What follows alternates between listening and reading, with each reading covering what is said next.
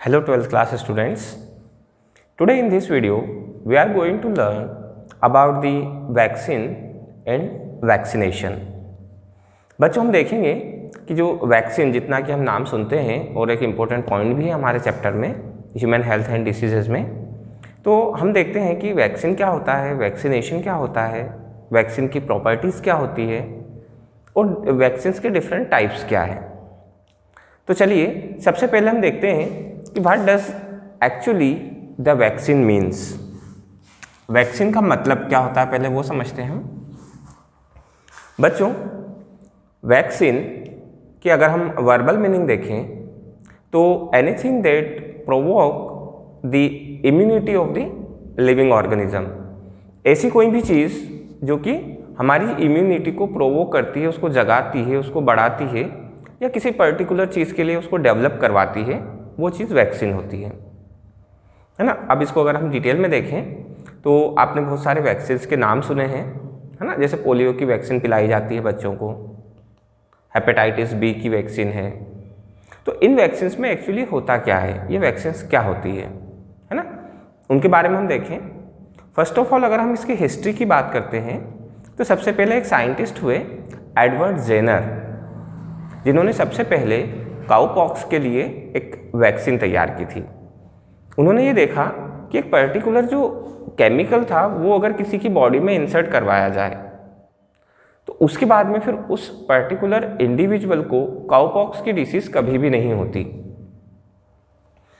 इससे Edward Jenner ने conclusion निकाला बच्चों कि कुछ ऐसी चीज़ें हो सकती है जो पर्टिकुलर डिसीज के लिए हमारी बॉडी में एंटीबॉडी डेवलप कर देती है ना। एंटीबॉडी वो केमिकल होता है या वो प्रॉपर्टी है हमारी बॉडी में जो जनरेट होती है which fights against the particular antigens, जो एक पर्टिकुलर एंटीजन के खिलाफ हमारी बॉडी में काम करती है, उसको हम बोलते हैं एंटीबॉडी, जिसके बारे में हमने देखा है। तो यहाँ पर बात आती है वैक्सीन। अब वैक्सीन की हम प्रॉपर्टीज़ देखें। अच्छा, एक साइंटिस्ट थे लुइस पास्चर, जिन्होंने सबसे पहले वैक्सीन टर्म को कॉइन किया था। उन्होंने वो gave the term vaccine for that chemical, है ना। इसको डिस्कवर या जो सबसे पहले डिस्कवरी की थी वो ज़रूर एडवर्ड जेनर ने की थी, बट वैक्सीन जो टर्म्स थी वो दिया था सबसे पहले लुइस पास्चर ने। तो जो एडवर्ड जेनर है, Edward Jenner is also known as the father of immunology, है ना। जो इम्यून सिस्टम है हमारा, उसके लिए जो स्टडी हम करते हैं उसके फादर बोला जाता है एडवर्ड जेनर को। चलिए अब हम देखते हैं बच्चों कि जो वैक्सीन्स होती हैं, वैक्सीन्स की कुछ प्रॉपर्टीज़ होती है। वो प्रॉपर्टीज़ कौन कौन सी है वो हम देखते हैं। उसके बाद हम क्लासिफिकेशन भी देखेंगे।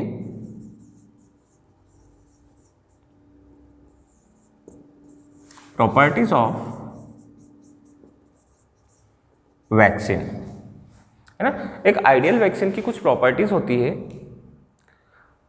अगर हम डायरेक्टली समझने की कोशिश करें कि एक वैक्सीन होता क्या है, तो वैक्सीन या तो कोई पैथोजन हो सकता है बच्चों, जो डिजीज़ कॉजिंग एजेंट होता है। फॉर एग्जांपल जैसे पोलियो की वैक्सीन की बात करें तो उसमें पोलियो का कॉजिंग वायरस होता है जो बहुत ज़्यादा या तो वीक फॉर्म में होता है या फिर डेड फॉर्म में होता है। जब हम बहुत ज़्यादा वीक फॉर्म या डेड फॉर्म में उस पैथोजन को लिविंग ऑर्गेनिजम्स की बॉडी में इंसर्ट करवाते हैं, है ना। अगर हमने हेल्दी फॉर्म में करवाया तो वो डिसीज़ कॉज करेगा, बीमार कर देगा, है ना। पर्टिकुलर जिस डिसीज़ का वो पैथोजन है वो बीमारी करेगा। बट अगर उसे हमने बहुत ज़्यादा केमिकली वीक कर दिया, कुछ केमिकल्स से उसको इस्टेब्लिश करके और कुछ केमिकल्स उसमें मिक्स करके और उसे बहुत ज़्यादा वीक कर दिया, या फिर उसको डेड करके और फिर लिविंग ऑर्गेनिज्म की बॉडी में इंसर्ट किया, in that case students N antibody will develop against that pathogen. उस पैथोजन के खिलाफ हमारी बॉडी में एक एंटीबॉडी डेवलप होगी जो उस वीक पैथोजन को मार देगी, और फिर क्या रहेगा, वो एंटीबॉडी हमेशा के लिए हमारी बॉडी में स्टोर हो जाएगी। In this case if the healthy pathogen attacks on the body then antibody will there ready to fight with the antigen, है ना। अगर कोई हेल्दी पैथोजन भी आया फिर उसके बाद में वीक के बाद में, तो क्या होगा कि हमारी बॉडी में पहले से उसके लिए एंटीबॉडी प्रेजेंट है और वो एंटीबॉडी उसे किल कर देगी। ये होता है वैक्सीन का जो मैकेनिज्म होता है, मैकेनिज्म ऑफ एक्शन। तो ऐसा नहीं हो कि हमने कोई वैक्सीन किसी को दिया और उसके वो खुद उससे बीमार ही हो गया, वैक्सीन जो है वो टॉक्सिक हो गया, है ना। तो इसकी जो वेरी फर्स्ट प्रॉपर्टी हमारे पास में आती है वो है it should not be toxic.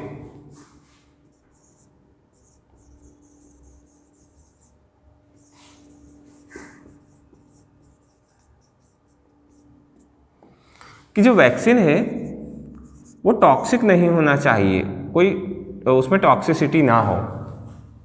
Second आता है कि ऐसा नहीं कि हमने जिस डिसीज से उसको प्रोटेक्ट करने के लिए दिया है वो तो ठीक है, उससे प्रोटेक्ट कर लिया, बट कुछ दूसरे साइड इफेक्ट हो गए, है ना। तो it should not have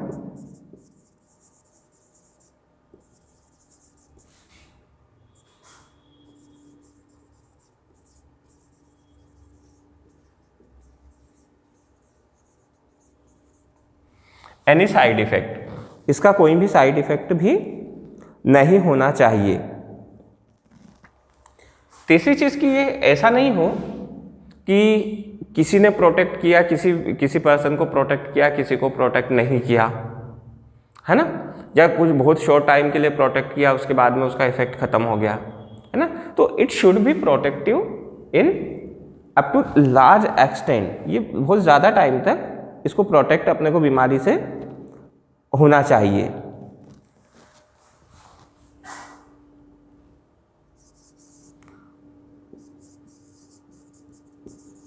provide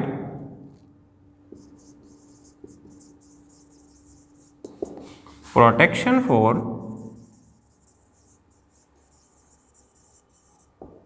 long period, काफ़ी लंबे टाइम तक, लॉन्ग पीरियड तक भी इससे प्रोटेक्शन होना चाहिए। एक बात ये भी आती है बच्चों इसमें कि ऐसा ना हो कि इसकी बहुत ज़्यादा हमें डोज देना पड़े, है ना, इसका डोज बहुत कम होना चाहिए। जैसे पोलियो की वैक्सीन का होता है तो आपको पता है केवल उसकी 1 या 2 ड्रॉप पिलाई जाती है बस, है ना। तो डोज शुड बी मिनिमम।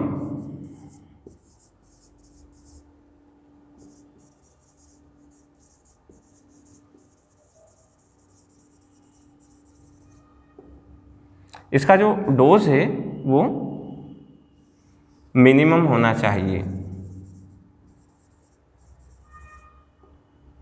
कि कम से कम डोज में इसका काम हमारा हो जाए। अब मान लो ये सारी चीज़ें हो गई इसमें, बट वो इतनी महंगी है वैक्सीन जो है, it is very costly that everybody can not afford it. तो ऐसा भी ना हो कि सब कुछ हो गया लेकिन वो महंगा इतना हो गया कि जो नॉर्मल सिटीजन्स है उसको अफोर्ड नहीं कर पा रही, है ना। तो फिफ्थ प्रॉपर्टीज की आती है इट शुड बी चीप, और चीप होने के साथ साथ में इजीली अवेलेबल, है ना बच्चों। ये भी ना हो कि उसकी अवेलेबिलिटी ही नहीं है ठीक से, बना तो लिया लेकिन लोगों को मिल ही नहीं रहा है।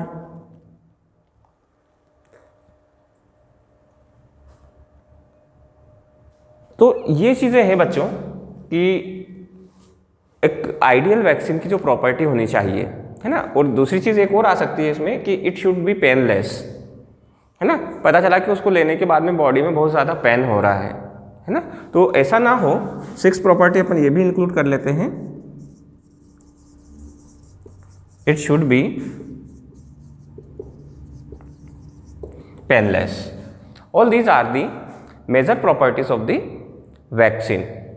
चलिए बच्चों, अब हम देखते हैं कि जो वैक्सीन्स है वो कितने टाइप के हो सकते हैं, टाइप्स ऑफ द वैक्सीन। आप सोचने की कोशिश करें कि वैक्सीन कितने कितने टाइप के हो सकते हैं और किसके बेस पर हो सकते हैं।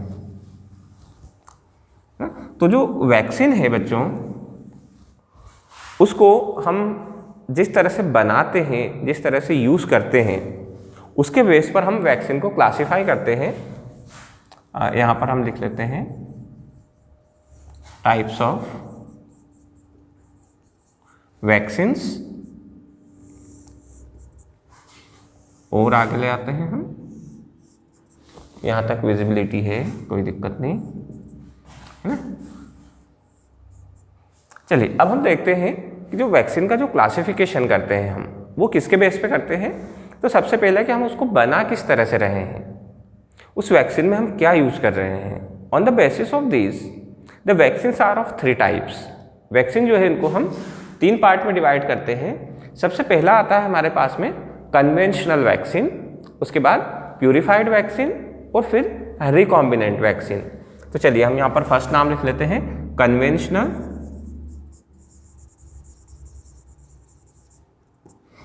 सेकंड आता है हमारे पास में प्यूरिफाइड, और थर्ड आता है हमारे पास में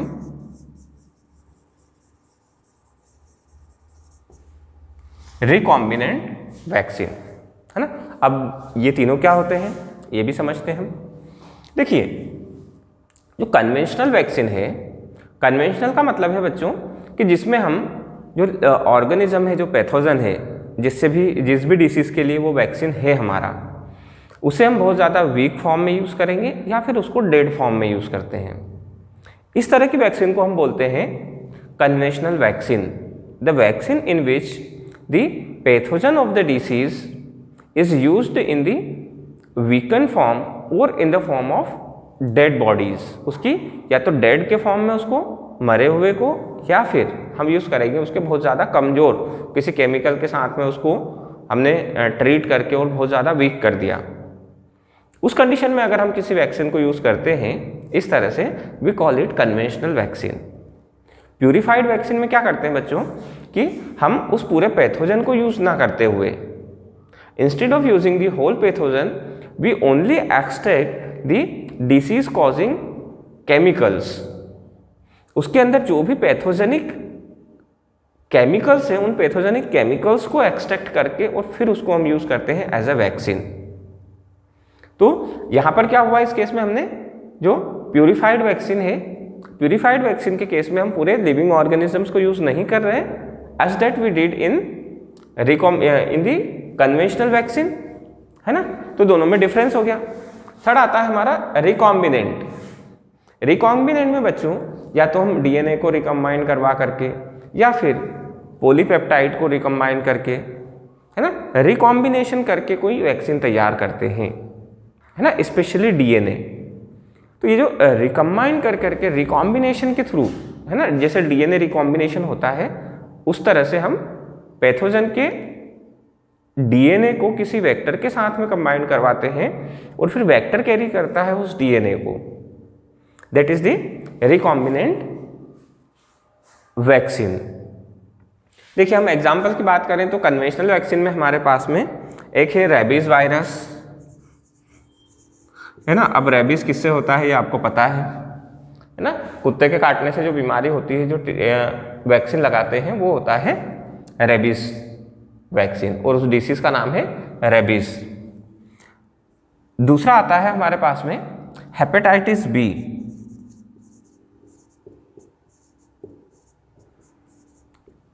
हेपेटाइटिस बी का वैक्सीन जो है उसे भी हम कन्वेंशनली यूज करते हैं। अब जिन वैक्सीन्स को हम कन्वेंशनली यूज करते हैं उन्हीं को हम प्यूरिफाइड फॉर्म में भी यूज कर सकते हैं, या कोई दूसरे वैक्सीन जिन्हें हम कन्वेंशनली फॉर्म में यूज नहीं कर सकते हैं उन्हें फिर हम प्यूरिफाइड फॉर्म में यूज करते हैं, है ना। तो ये बहुत तरह के हो सकते हैं। रिकॉम्बिनेंट में मेनली 2 तरह के आते हैं हमारे पास में। एक होता है हमारा पॉलीपेप्टाइड,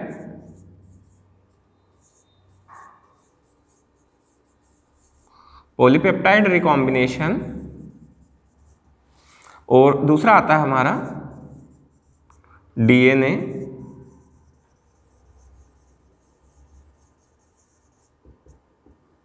रिकॉम्बिनेशन। ये मेनली 2 तरह के हमारे पास में रिकॉम्बिनेंट वैक्सीन्स होते हैं। चलिए बच्चों अब हम आगे बढ़ते हैं और देखते हैं कि हमारा जो इम्यून सिस्टम होता है उस इम्यून सिस्टम में कुछ डिसऑर्डर्स होते हैं, उससे रिलेटेड कुछ मेल फंक्शनिंग या कुछ बीमारियां होती हैं, है ना।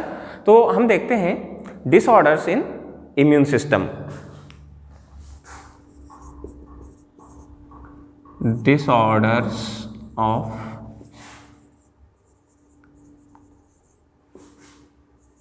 इम्यून सिस्टम, है ना। इम्यून सिस्टम का मतलब आपको पता है, the system which fights against the pathogen in our body. अब इसमें हमारे इम्यून सिस्टम में जो कौन कौन से डिसबैलेंस हो सकते हैं, डिसऑर्डर्स हो सकते हैं, डिसीजेज हो सकती हैं, उन्हें हम देखते हैं। तो बच्चों सबसे पहले आती है एक डिसीज़, या डिसीज़ नहीं इसको बोल सकते हैं जनरली, हमारे इम्यून सिस्टम का रिस्पॉन्स। ये रिस्पॉन्स है एलर्जी, है ना। एलर्जी हमें डस्ट से हो सकती है, पर्टिकुलर किसी केमिकल से हो सकती है ना। मतलब किसी पर्टिकुलर केमिकल या एंटीजन के लिए, है ना, वो एंटीजन का काम करता है। जैसे डस्ट है तो डस्ट एंटीजन का काम करेगी और हमारा इम्यून सिस्टम एक्टिवेट हो जाता है तुरंत, है ना। तो वो होती है पर्टिकुलर चीज़ से अगर किसी को एलर्जी है ना। जैसे मुझे अगर किसी पर्टिकुलर केमिकल से एलर्जी है, बाकी किसी को नहीं है, मतलब सब में वो जो है डिसीज कॉज नहीं कर रहा है ना। कुछ के लिए नॉर्मल है और पर्टिकुलर किसी किसी का इम्यून सिस्टम जो है वो उसके लिए रिस्पॉन्ड करता है। उस कंडीशन को हम बोलते हैं एलर्जी। एक आता है हमारा ऑटो इम्यून डिसऑर्डर, या जिसको हम ऑटो इम्यूनिटी भी कहते हैं।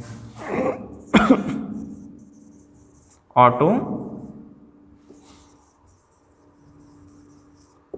इम्यूनिटी। बच्चों ऑटो इम्यूनिटी में क्या होता है कि हमारी बॉडी थोड़ा सा, हमारी जो बॉडी की इम्यूनिटी है ये थोड़ा सा उसके ट्रैक से हट जाती है। अब ट्रैक से हट जाती है मतलब क्या है, अभी वो जिस ट्रैक पे है कि कोई पैथोजन आता है तो उसको मार देती है। अब वो थोड़ी सी डिस्टर्ब हुई, डिसबैलेंस हुई, और हमारी बॉडी की जो सेल्स हैं उन सेल्स को ही उसने फॉरेन पार्टिकल मान करके और उन्हीं को डिस्ट्रॉय करना शुरू कर दिया। इसलिए इसको कहते हैं हम auto immunity. Immunity against the on organs, हमारे खुद के ऑर्गन्स को ही ये डिस्ट्रॉय करना शुरू कर देती है ना। इस कंडीशन को हम बोलते हैं auto immunity. Immunity against the organs of the organism itself. एक चीज आता है बच्चों इन्फ्लामेशन। थर्ड जो डिसऑर्डर है वो है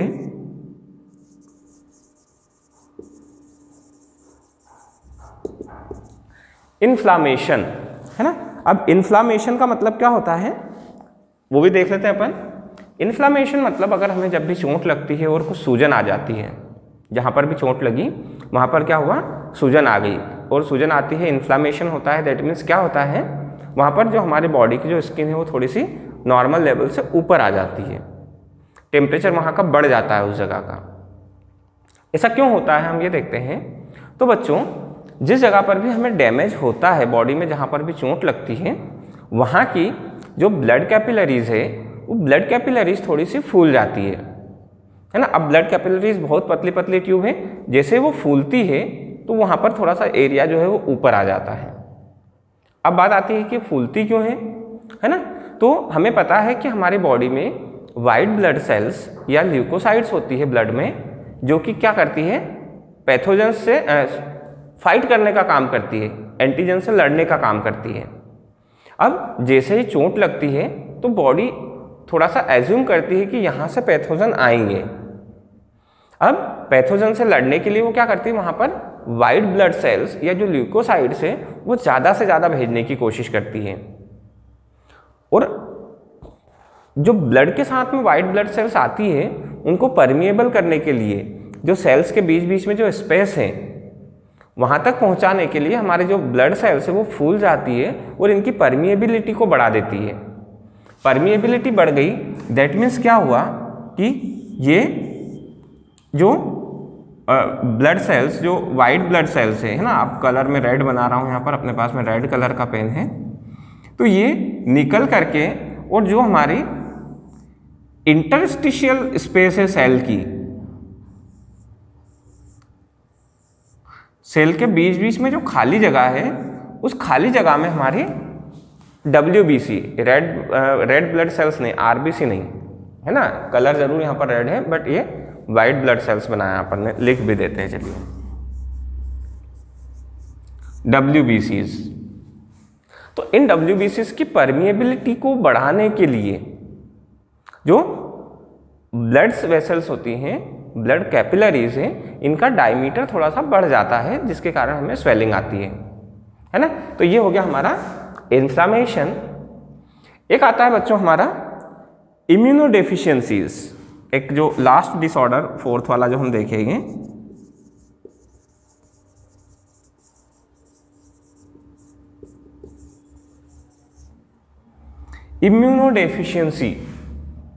इम्यूनोडेफिशिएंसी में क्या होता है बच्चों कि हमारी बॉडी में डेफिशिएंसी की कमी हो जाती है ना।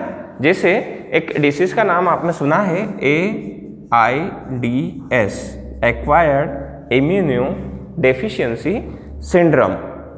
एक होती है SCID, severe combined immunodeficiency syndrome, SCID, severe combined immunodeficiency. इन दोनों केस में क्या होता है बच्चों, हमारी बॉडी में इम्यूनिटी की कमी हो जाती है, जो इम्यून सिस्टम है हमारा वो बहुत वीक हो जाता है, और नॉर्मली अगर कोई पैथोजन आता है तो उससे भी वो फाइट नहीं कर पाएगा। इन दैट केस जो भी डिसीज, नॉर्मल से नॉर्मल डिसीज भी अगर होती है, उस डिसीज के कारण पर्सन की डेथ हो जाएगी। ठीक है बच्चों, तो ये था हमारे इम्यून सिस्टम के डिसऑर्डर्स के बारे में।